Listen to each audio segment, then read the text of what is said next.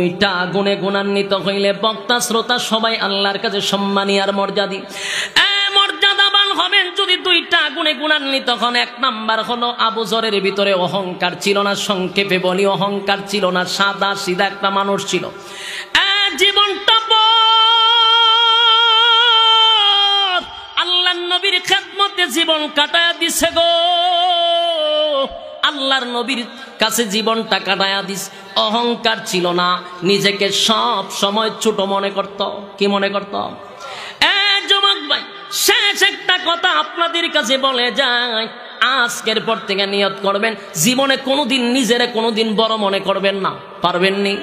যদি নিজেরে ছোট মনে করতে পারেন, আল্লাহর কসম মানুষের কাছে আপনাকে আল্লাহ বড় করে দিবে। আর যদি মনে মনে কোন যে আমি নিজে একটা কিছু হয়ে গেছি, তোমার জিন্দেগিতে কচুও হতে পারবা না। নিজেকে নিজে সব সময় ছোট মনে করত আবু যর, সবচেয়ে নিচু মনে করত। আমার মতো গুনাহগার কেউ নেই।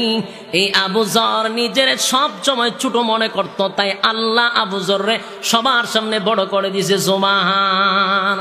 2 নাম্বার গুণ ছিল আবু যরের, 2 নাম্বার গুণ ছিল উনি সব সময় উনি সূরা ইখলাস তেলাওয়াত করত। জোরে কোন সুবহানাল্লাহ। যুবক ভাই, সব সময় সূরা ইখলাসের আমলটা করত, ইখলাসের আমলটা করত। আমি আপনাদের সামনে এতক্ষণ বক্তৃতা দিয়ে বুঝাইতে চাইলাম, সূরা ইখলাসের আমল যদি করেন, আল্লাহ রাব্বুল আলামিন দুনিয়া আখিরাতের সম্মান বাড়ায়া দেয়। পারবেন না আমল করতেন? মা বোনদেরকে বলে যাই গো, রান্না করতেছেন, রান্না করার সময় সূরা ইখলাস পড়তে থাকেন। আপনি কাপড় কাচতেছেন, সূরা ইখলাস পড়তে থাকেন। বাচ্চাটারে কোলে নিয়ে হাঁটতেছেন, সূরা ইখলাস পড়তে থাকেন। ঘর ঝাড়ু দিতেছেন, সূরা ইখলাস পড়তে থাকেন। মোট কথায় অবসর থাকলে সূরা ইখলাস পড়তে থাকেন। আজকের ব্যবসায়ীদের উদ্যোগে এই মাহফিল, ব্যবসায়ী ভাইদের কাছে আমার একটা অনুরোধ রয়ে গেল, ব্যবসা করতেছেন, কাস্টমার আপনার কাছে নাই গো, অনর্থক বৈশা রয়েছেন, বেহুদা কথাবার্তা না বইলা মনে মনে সূরা ইখলাস পড়তে থাকেন, ইখলাস পড়তে থাকেন। গাড়ি দিয়া যাইতেছেন, অনর্থক কথাবার্তা না বলে সূরা ইখলাস পড়তে থাকেন। যে কোনো সেক্টরে থাকেন, অবসর থাকলে সূরা ইখলাস পড়তে থাকেন। আমার আল্লাহ আপনার আর আমার সম্মান আর মর্যাদা বাড়ায়া দিবে। সুবহান। তারপরে তারা বলেছিল, এ মুহাম্মদ, তোমার আল্লাহর সন্তান আসেনি, তোমার আল্লাহর বাচ্চা কাচ্চা আসেনি। এই বেয়াদবিমূলক আচরণে আল্লাহ বলেন, লাম ইয়ালিদ ওয়া লাম ইউলাদ। আল্লাহ রাব্বুল আলামিন বলেন, লাম ইয়ালিদ ওয়া লাম ইউলাদ, আমি আল্লাহ কারো কাছ থেকে জন্ম নেই নাই, কাউকে জন্ম দেই নাই। আল্লাহ কি কারো কাছ থেকে জন্ম নিছে? কাউকে জন্ম দিছে। আল্লাহ বলেন, লাম ইয়ালিদ ওয়া লাম ইউলাদ, আমি আল্লাহ কারো কাছ থেকে জন্ম নেই নাই, কাউকে আমি আল্লাহ জন্ম দেই নাই। তারপরে তারা বলে, তারপরে বলছে যে আপনার আল্লাহ কি করে, ঘুমায়নি, খায়নি, আল্লাহর কি অবস্থা, শক্তি কেমন আছে, এগুলো পরীক্ষা করতে চায়। আল্লাহ বলেন, লাম ইয়ালিদ ওয়া লাম ইউলাদ ওয়া লাম ইয়াকুল লাহু কুফুয়ান আহাদ। আসমান আর জমিনের, আসমানের উপরে জমিনের নিচে, কুল কায়নাতের ভিতরে আল্লাহর সমতুল্য আর কেউ আছে? কথা বলেন।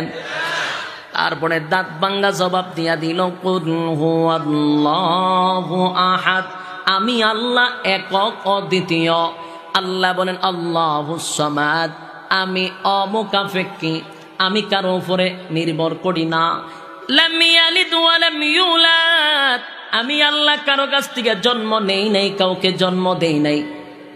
ওয়া লাম ইয়াকুল লাহু কুফুয়ান আহাদ, আল্লাহ বলেন আমার সমতুল্য আর কেউ নাই।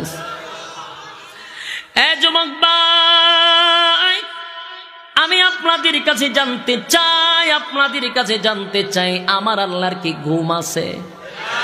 আমার আল্লাহর কি তন্দ্রা আছে? ঘুমও নাই, তন্দ্রাও নাই। আল্লাহর ঘুম নাই, তন্দ্রা নাই। আল্লাহ বলেন, আল্লাহু লা ইলাহা ইল্লা হুয়াল হাইয়ুল কাইয়্যুম লা তাখুযুহু সিনাতুন ওয়ালা নাওম। আমি আল্লাহর ঘুম নাই, তন্দ্রা নাই। মালিক কোনদিন ঘুমায় না, মালিকের তন্দ্রা নাই। মুসা আলাইহিস সালাতু ওয়াস সালাম একদিন মনে মনে মনে মনে, খুব খেয়াল করবেন, মুখ দিয়া না, মনে মনে ভিতরে ভিতরে কল্পনা করতেছিল, আল্লাহ তো 7 আসমান 7 জমিন, সূর্য চন্দ্র গ্রহ নক্ষত্র, পাহাড় পর্বত, সাগর নদী নালা, খাল বিল, সবগুলা তো আল্লাহর নিয়ন্ত্রণে চলে। তাহলে আল্লাহর কি ক্লান্তি নাই? আল্লাহর কি ঘুম নাই? আল্লাহর কি একবারের জন্য ক্লান্ত লাগে না? বলুন, এই কথা খেয়ে ভাবতেছে? মুসা পয়গম্বর মুখ দিয়া বলে নাই, মুখ দিয়া বলে নাই, মনে মনে মনে মনে কল্পনার ভিতরে বলতেছে, আমার আল্লাহর কি ক্লান্ত লাগে না? আমার আল্লাহর কি ঘুমে ধরে না? মনে মনে বাবার পড়ে, বলুন তো দেখি, মনের খবর জানে কে? আরো জুড়ে কে? আরো জুড়ে বলেন কে? মনের খবরটা আমার আল্লাহ জানে রে। এই মাহফিলের ভিতরে বৈশা কি মনে মনে ভাবতেছেন সেটা জানে কে? যারা দাঁড়ায় রয়েছে আর মনের ভিতরে কি আছে জানে কে? যারা বৈশা আছেন তাদের মনের খবর আল্লাহ জানে, যারা দাঁড়ায় আছেন তাদের মনের খবরও জানে। যাদের কানে আওয়াজ যাচ্ছে তারা আওয়াজ শুই না মনে মনে কি ভাবতেছে সেটাও কে জানে? যুবক ভাই, মুসা পয়গম্বর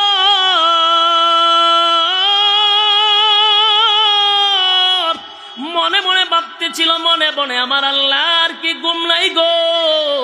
আমার আল্লাহর কি তন্দ্রা নাই? আমার আল্লাহর কি ঘুম নাই? আমার আল্লাহর কি তন্দ্রা নাই? মনে মনে মনে মনে ভাবতেছিল। ঠিক এই মুহূর্তে জিবরাইল আলাইহিস সালাতু ওয়াস সালাম মুসা পয়গম্বরের সামনে দাঁড়ায়া গেছে। মনে মনে ভাবতেছিল মুসা পয়গম্বর, আর জিবরাইল আলাইহিস সালাতু ওয়াস সালাম চলে আসলো মুসা নবীর কাছে। আয়েশা কয়, পয়গম্বর মনে মনে কি ভাবতেছেন? মুসা নবী তো লাভ দিয়া উঠছে, আমি মনে মনে কি ভাবি তোমার কি জানা দরকার? সব খবর রাখি। আমি কি ভাবছি?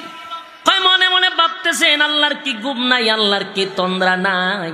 মুসা নবী তো খুব রাগান্বিত একজন পয়গম্বর ছিল, আর সহ্য হইয়া দাঁড়ায় গেছে। ঘটনা কি? মনে মনে ভাবলাম, আমি জিবরাইল কেমনে জানে রে? জিবরাইল, তুমি কি মনের খবর জানো নাকি? জিবরাইল বলেন, আমার মনের খবর জানার কোনো ক্ষমতা নাই, আমার আল্লাহ জানায়া দিছে। আপনি মনে মনে এই বিষয়টা ভাবতেছেন, তাই তো আমার আল্লাহ আপনার কাছে পাঠাইছে। বলুন গো পয়গম্বর, মনে মনে কি ভাবছিলেন? হ্যাঁ জিবরাইল, মনে মনে ভাবছিলাম, আমার আল্লাহর কি ক্লান্ত লাগে না? আমার আল্লাহর কি ঘুম নাই? আমার আল্লাহর কি ক্লান্ত নাই? মনে মনে ভাবছিলাম, মুখ দিয়া প্রকাশ করি নাই। এরে জিবরাইল, এবার বলতো দেখি, এই যে মনে মনে বাইবা অপরাধটা করলাম, শাস্তি কি হতে পারে? জিবরাইল গো, নবী গো, শাস্তি হলো আপনার একটা পরীক্ষা আছে, মুসিবতে পড়ছিনি, মনে মনে বাইব মুসিবত। মুসা নবী বলে, আবার যদি মুখ দিয়া ভাবতাম তাহলে অবস্থাটা কি তো? কি পরীক্ষা? বলে, কাজ একটা লইছেন আপনি বালা, 2টা কাঁচের গ্লাস এইভাবে পানি ভর্তি করে রাখবেন, এইভাবে 2 হাতে 2টা রাখবেন। কথা বুঝতেছেন নি? 2টা গ্লাস পানি ভরে এইভাবে রাখবেন, 2 হাতে 2টা বোতল রাখবেন। যতক্ষণ না পর্যন্ত আমি জিবরাইল আপনার সামনে না আসব, ততক্ষণ আপনি বসতেও পারবেন না, শুইতেও পারবেন না। এই যে দাঁড়াইছেন, তো দাঁড়ায়া থাকতে হবে। মুসা নবী কয়, মনে মনে করে ভাবছিলাম, মনে মনে ভাবলাম, সেটাও আল্লাহ জানে। আর এর কারণে আমার উপরে এত বড় একটা পরীক্ষা। 2টা গ্লাস হাতে লইয়া কতক্ষণ দাঁড়ায়া থাকা যায়? ঘন্টার পর ঘন্টা মুসা পয়গম্বর 2 হাতে গ্লাস লয়া দাঁড়ায় আছে রে। একটা পর্যায়ে মূসা পয়গম্বরের ক্লান্তি চলে আসছে, ক্লান্তি চলে আসছে, শরীরটা দুর্বল হয়ে গেছে। অটোমেটিক চোখের মধ্যে একটু তন্দ্রার ভাব আসছে।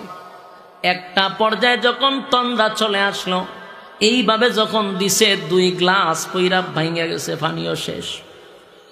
জিব্রাইল আয়া হাজির। এ মূসা পয়গম্বর কি করলেন গো, কি করলেন, কি করলেন, কি করলেন? 2টা গ্লাস দিয়ে আপনি ভাঙা ফালাইলেন। ভাই জিব্রাইল, ইচ্ছা করে ফালাই নাই, ইচ্ছা করে আমি ভাঙি নাই রে। তন্দ্রা চলে আসছে, শরীরটা ক্লান্ত, সারাদিন তো 2 গ্লাস দিয়া দাঁড় করায় রাখলি বেটা। এখন তো আমার শরীরে ক্লান্ত, আমি ঘুমের কারণে পড়ে গেছে, ভেঙে গেছে, আমার কোনো অপরাধ নাই। আল্লাহ বলেন জিব্রাইল, মূসা মনে মনে মনে মনে মনে মনে কল্পনায় বলছিল, আমি আল্লাহর কি ঘুম নাই, তন্দ্রা নাই? তাই আমি আল্লাহ তারে সরাসরি বলবো না, মনে মনে তার প্রশ্নের জবাব দিয়া দিব।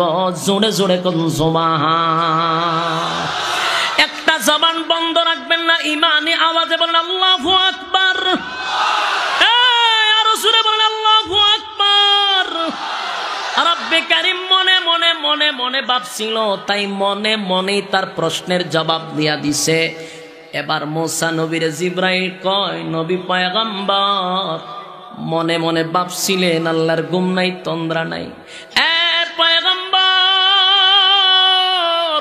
2টা গ্লাস আপনি হাতে লইয়া দাঁড়াইতে পারলেন না। সারাটা দিন আপনি 2টা গ্লাস লইয়া দাঁড়াইতে পারলেন না। আপনার শরীরটা দুর্বল হয়ে গেছে, ক্লান্ত হয়ে গেছে, ঘুম চোখের মধ্যে চলে আসছে গো। কারণ 2টা গ্লাস আপনার নিয়ন্ত্রণে ছিল। যখন আপনি নিজেই নিয়ন্ত্রণ হারায়া ফেলছেন, গ্লাস কি জায়গাত রইছিনি, গ্লাসও ভেঙে গেল। এ পয়গম্বর শুনেন, আসমান আর জমিন, 7টা আসমান, 7টা আসমান। কোন আসমান আমার আল্লাহ বানাইছে পাথর দিয়া, কোন আসমান আমার আল্লাহ বানাইছে স্বর্ণ দিয়া, কোন আসমান আমার আল্লাহ বানাইছে হীরামণি মুক্তা দিয়া, কোন আসমান আমার আল্লাহ বানাইছে নূর দিয়া।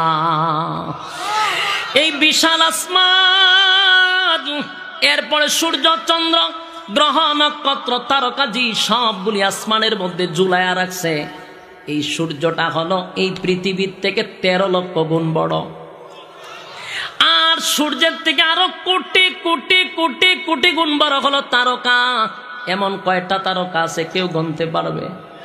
তারকার গণনা কেউ শেষ করতে পারবে? তারকার থেকে আরো বড় আছে, সময় কম, অল্প সময়ের জন্য আসুন সবগুলারে আল্লাহ নিয়ন্ত্রণ করে, আল্লাহ নিয়ন্ত্রণ করে। 7 তবক জমিন আছে, জমিন আছে 7টা, আসমান আছে 7টা। এই সবগুলো আল্লাহর হাতের মুঠোয় রাখছে। আল্লাহর কুদরতি হাতের মুঠোয় আছে গো। সেই আল্লাহর কাছে সবগুলা নিয়ন্ত্রণ। সেই আল্লাহ যদি একটা সেকেন্ডের জন্য ঘুমায়া যায়, জিব্রাইল বলেন নবী গো, আল্লাহ যদি একটা সেকেন্ডের জন্য ঘুমায়, আসমানটা ভেঙে যাবে, জমিনটা ফেটে যাবে, সূর্য চন্দ্র গ্রহ নক্ষত্র সব ছুটে ছুটে পড়বে, নিয়ন্ত্রণ হারাইয়া কুল কায়নাত ধ্বংস হইতে সময় লাগবে না। এই জন্য আপনাকে আল্লাহ মনে মনে বুঝাইয়া দিল, আপনার হাতে 2টা গ্লাসের নিয়ন্ত্রণ ছিল, ঘুমাইছেন তো গ্লাস ভেঙে গেছে। 7 আসমান 7 জমিন আল্লাহর নিয়ন্ত্রণে, যদি ঘুমায় সব ভেঙে পড়ে যাবে। জোরে কোন সুবহান। বলুন, আল্লাহর ঘুম আছে, তন্দ্রা আছে? আল্লাহর ঘুম যদি থাকে, মুসিবতে পড়লে কারে ডাক দিবেন? আল্লাহ যদি সময় ঘুমায় থাকে তো কারে ডাকবেন? আমার মনে হয় এই কথা ভাই অনেক মানুষ মুসিবতে পড়লে বাবার দরবারে গুরু মান্নত করে।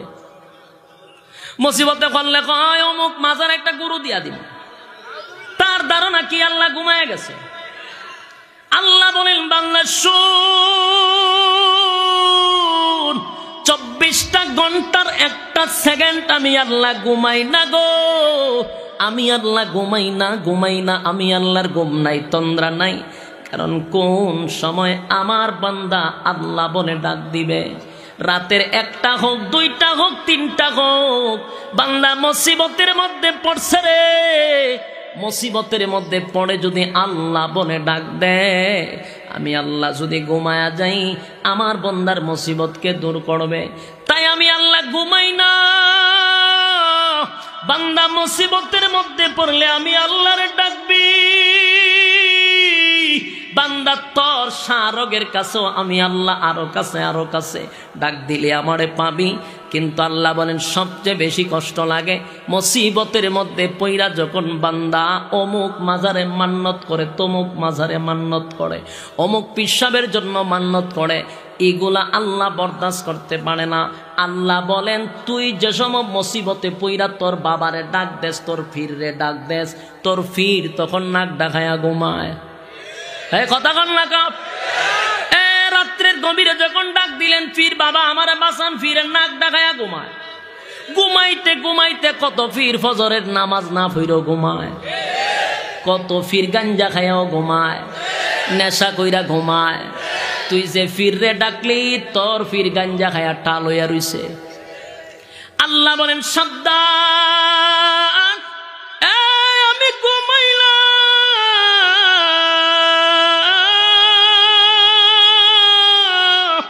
আমি আল্লাহর ঘুম নাই গো, আমি আল্লাহর তন্দ্রা নাই, আমি আল্লাহর ঘুম নাই, আমি আল্লাহর তন্দ্রা নাই। মুসিবতের মধ্যে পড়লে ডাকবি কাড়ে। ইউনুস পয়গম্বর বিপদে পইরা সাগরের তলদেশে বিপদে পইরা ডাকছে কাড়ে। পানির ভিতরে মাছের পেটের ভিতরে সাগরের তলদেশে গিয়া ডাকে লা ইলাহা ইল্লা আনতা সুবহানাকা ইন্নী কুনতু মিনাজ জালিমিন। আল্লাহ ডাক দেয়া কয় ইউনুস শুনছি রে, আমি তোর ডাক শুনছি, শুধু তাই নয় আমি তোরে উদ্ধার করব। আল্লাহ বলেন ফাসনাজাবনা লাহু ওয়া নাজাইনাহু মিনাল গাম্মি ওয়া কাযালিকা নুজিল মুমিনিন। আল্লাহ রাব্বুল আলামিন বলেন শুধু উদ্ধার করব তাই নয়, আমি আল্লাহ তোমাকে সুস্থ অবস্থায় উদ্ধার করব তাই নয়, কিয়ামত পর্যন্ত যারা মুসিবতে পড়ে আমি আল্লাহরে ডাকবে তাদেরকে উদ্ধার করার আগাম ঘোষণা দিয়া দিলাম। সুবহান। যুবক ভাইরা আমার, স্পষ্ট কথা বলুন তো দেখি, আজকের আলোচনা শোনার পরে আপনার ধারণা কি আল্লাহর কোন শরীক আছে? আল্লাহর অংশীদার আছে? বাচ্চা কাচ্চা আছে? আল্লাহ বলেন কুল হুয়াল্লাহু আহাদ। নবী আপনি বলুন আমি আল্লাহ একক, আমি আল্লাহ অদ্বিতীয়, আমি আল্লাহর কোনো শরীক নাই, আমি আল্লাহর কোনো অংশীদার নাই। আল্লাহুস সামাদ, আমি আল্লাহ অমুখাপেক্ষী, কারো উপর আমি নির্ভর করি না। এরপরে আল্লাহ বলেন লাম ইয়ালিদ ওয়া লাম ইউলাদ। আল্লাহ বলেন আমি কারো কাছ থেকে জন্ম নেই নাই, আমি আল্লাহ কাউকে জন্ম দেই নাই। এরপর আল্লাহ বলেন ওয়ালাম ইয়াকুল লাহু কুফুয়ান আহাদ। যুবক ভাই, আল্লাহ বলেন আমার সমতুল্য কেউ নাই, কেউ নাই, কেউ নাই। তাহলে স্পষ্ট হয়ে গেল এই সূরা নাজিল করার উদ্দেশ্য ছিল তাদের দাঁত ভাঙা জবাব দেওয়ার জন্য। কথা বলেন যুবক ভাই, সময় অল্প, তাই আবার আসুন আমরা এতক্ষণ আলোচনা করলাম তার প্রেক্ষাপট নিয়ে, কেন নাজিল হইল, কোন কারণে নাজিল হইল, তাদের কি বক্তব্য ছিল, আল্লাহ কি জবাব দিল। তাদের বক্তব্য আল্লাহ কয়জন জানায়া দিছে, একক অদ্বিতীয়। তাদের বক্তব্য ছিল আপনার আল্লাহর কি সন্তানাদি আছে? আল্লাহ বলেন লাম ইয়ালিদ ওয়া লাম ইউলাদ, আমি কারো কাছ থেকে জন্ম নেই নাই, কাউকে জন্ম দেই নাই। আল্লাহ বলেন আল্লাহুস সামাদ, আমি অমুখাপেক্ষী। আল্লাহ বলেন আমার সমতুল্য কেউ নাই। ওয়া লাম ইয়াকুল লাহু কুফুয়ান আহাদ। এই সূরা নাজিল করে ইহুদি আর খ্রিস্টানদেরকে দাঁত ভাঙা জবাব দেয়া দিল।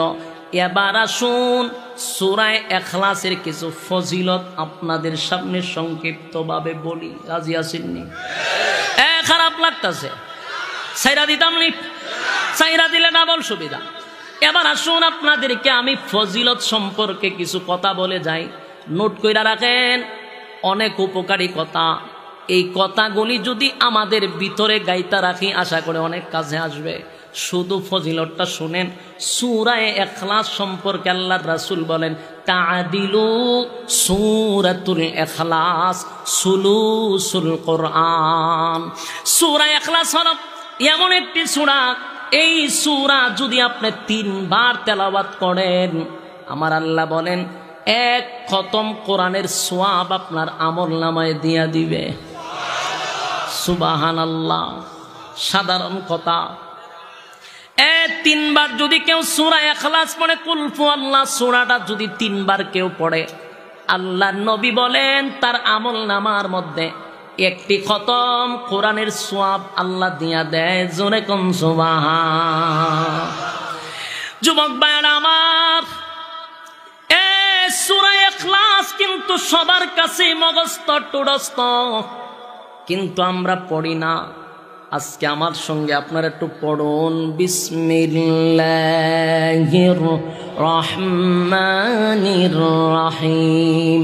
কুল হুয়াল্লাহু আহাদ আল্লাহুস সামাদ لم يلد ولم يولد ولم يكن له كفوا أحد।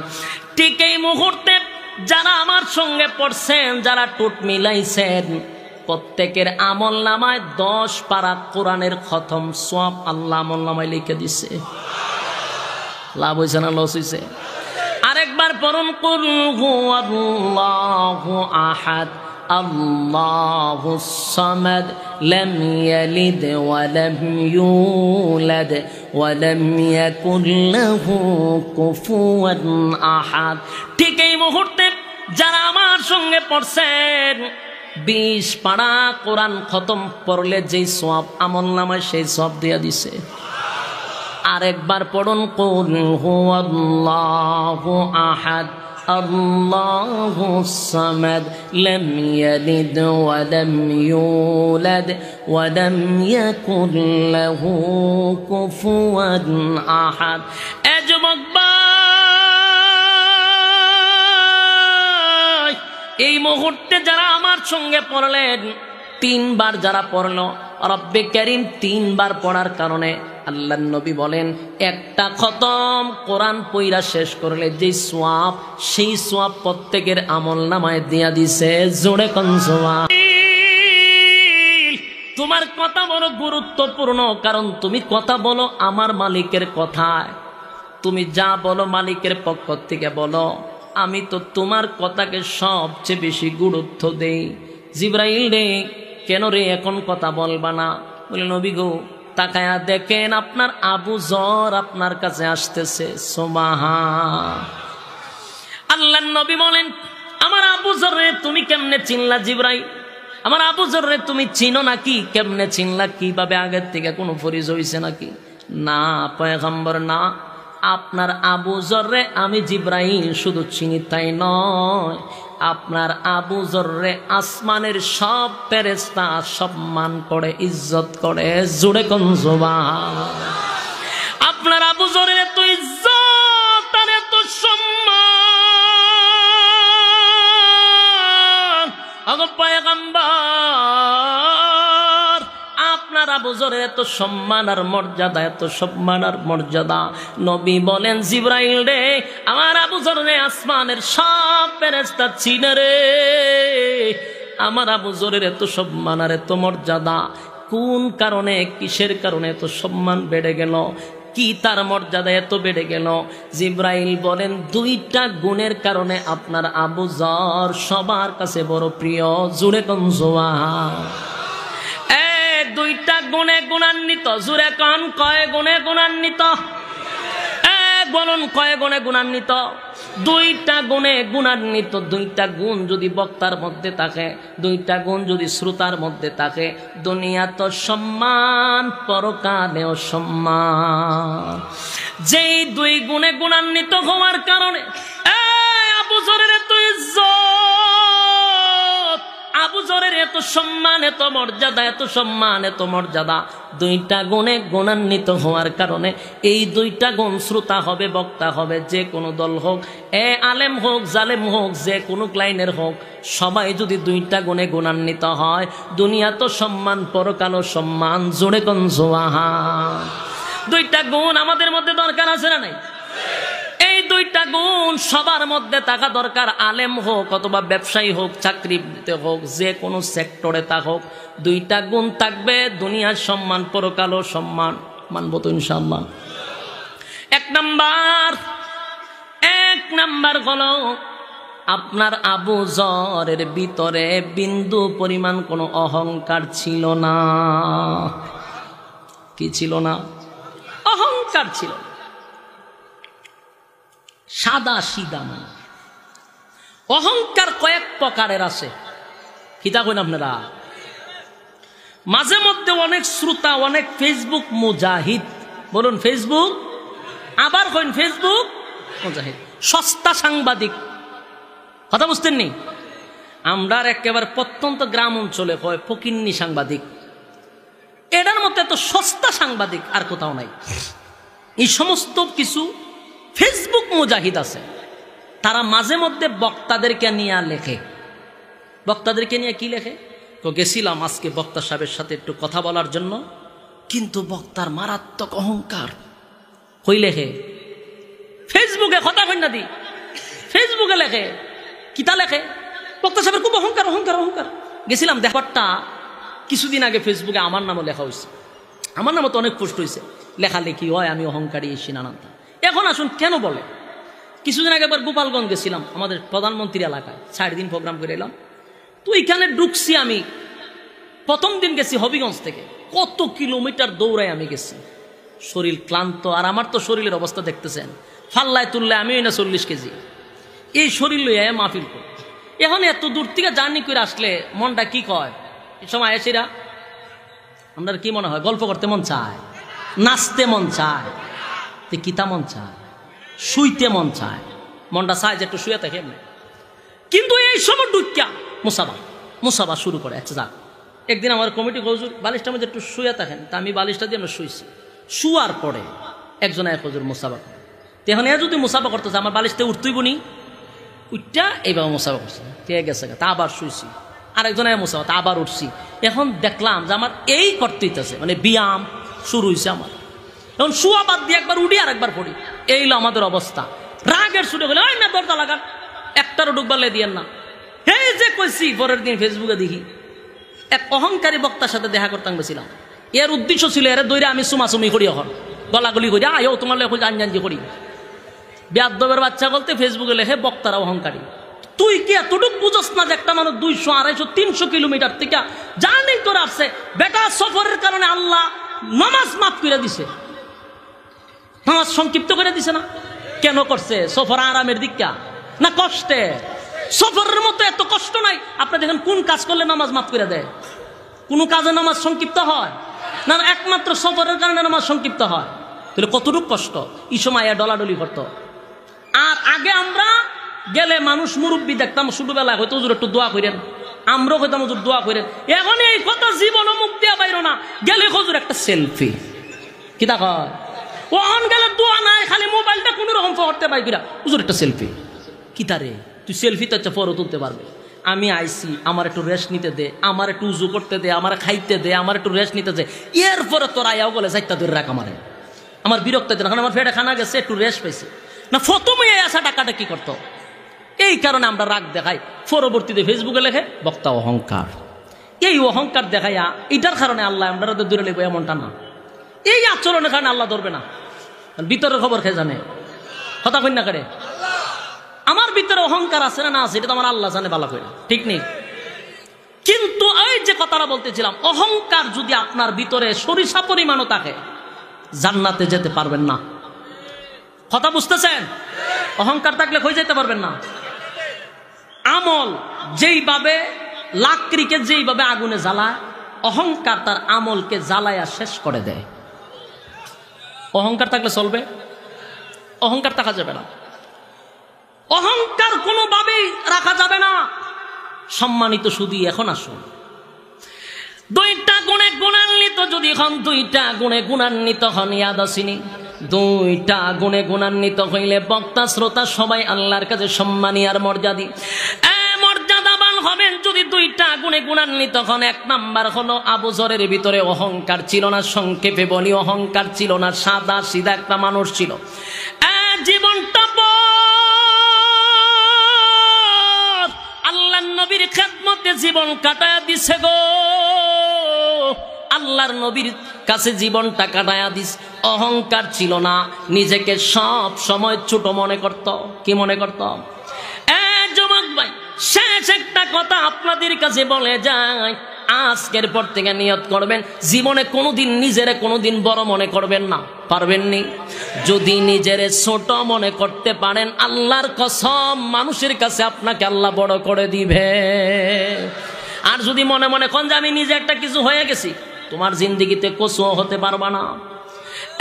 নিজেকে নিজে সব সময় ছোট মনে করত আবু যর, সবচেয়ে নিচু মনে করত, আমার মতো গুনাহগার কেউ নেই। এই আবু যর নিজের সব সময় ছোট মনে করত, তাই আল্লাহ আবু যররে সবার সামনে বড় করে দিয়েছে। সুবহান।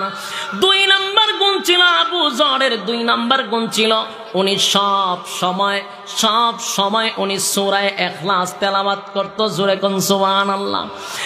যুবক ভাই, সব সময় সূরা ইখলাসের আমলটা করত। আমি আপনাদের সামনে এতক্ষণ বক্তৃতা দিয়ে বুঝাইতে চাইলাম, সূরা ইখলাসের আমল যদি করেন, আল্লাহ রাব্বুল আলামিন দুনিয়া আখিরাতের সম্মান বাড়ায়া দেয়। পারবেন না আমল করতে? মা বোনদেরকে বলে যাই গো, রান্না করতেছেন, রান্না করার সময় সূরা ইখলাস পড়তে থাকেন। আপনি কাপড় কাচতেছেন, সূরা ইখলাস পড়তে থাকেন। বাচ্চাটারে কোলে নিয়ে হাঁটতেছেন, সূরা ইখলাস পড়তে থাকেন। ঘর ঝাড়ু দিতেছেন, সূরা ইখলাস পড়তে থাকেন। মোট কথায় অবসর থাকলে সূরা ইখলাস পড়তে থাকেন। আজকের ব্যবসায়ীদের উদ্যোগে এই মাহফিল, ব্যবসায়ী ভাইদের কাছে আমার একটা অনুরোধ রয়ে গেল, ব্যবসা করতেছেন, কাস্টমার আপনার কাছে নাই গো, অনর্থক বৈশা রয়েছেন, বেহুদা কথাবার্তা না বইলা মনে মনে সূরা ইখলাস পড়তে থাকেন। গাড়ি দিয়া যাইতেছেন, অনর্থক কথাবার্তা না বলে সূরা ইখলাস পড়তে থাকেন। যে কোনো সেক্টরে থাকেন, অবসর থাকলে সূরা ইখলাস পড়তে থাকেন। আমার আল্লাহ আপনার আর আমার সম্মান আর মর্যাদা বাড়ায়া দিবে। কারা কারা আমল করতে রাজি? হাত তুলে দেখাই দেন। লিল্লাহে তাকবীর।